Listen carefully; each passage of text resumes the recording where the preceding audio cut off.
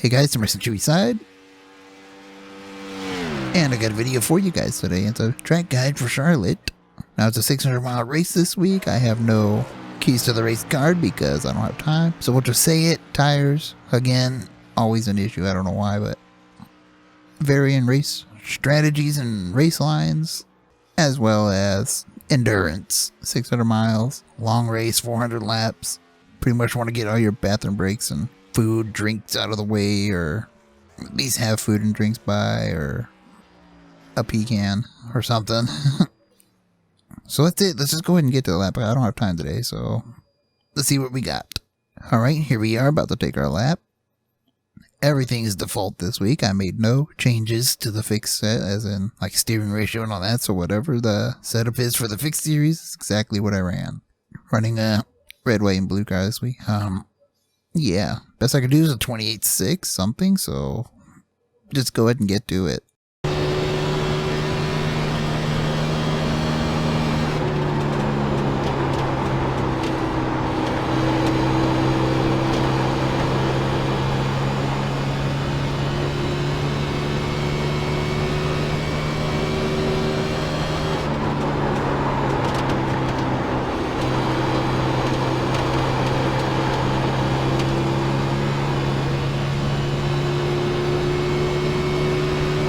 Alright, first thing I can say about the setup is it sucks ass.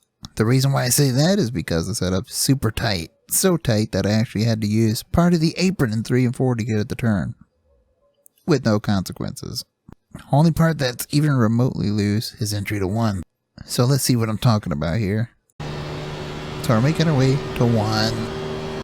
I actually can go a little bit further out to the wall, but I kind of don't, because that's the setup for turn 1. It's a little tricky.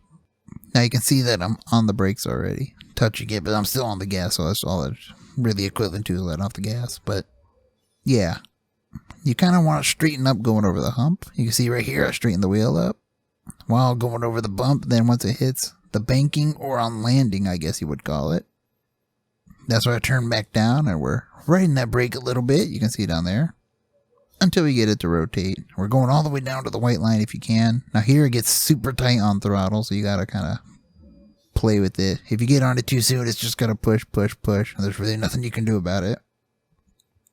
But you can see it was so tight. Once I got back to the gas, I stayed in it.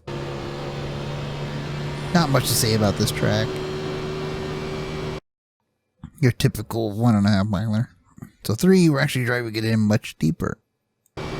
You can see I drove way in over the hump. Actually, you see here, from flat to banking, I'm on the brakes again. Don't really straighten up. I'm actually turning down into the corner still. And I'm holding these brakes until I get as low as I possibly can, and then I get to the throttle. Once I'm touching the white line, you pretty much want to be down there because that's where most grip is for now.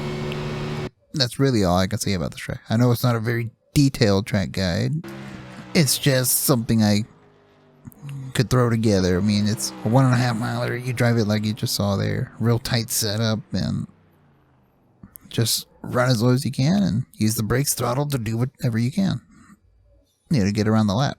Anyways, definitely try to be more detailed next week. I say that all the time, but today was just an unfortunate circumstance. It's just, yeah. Anyways, I'm iRacing Chewy Side.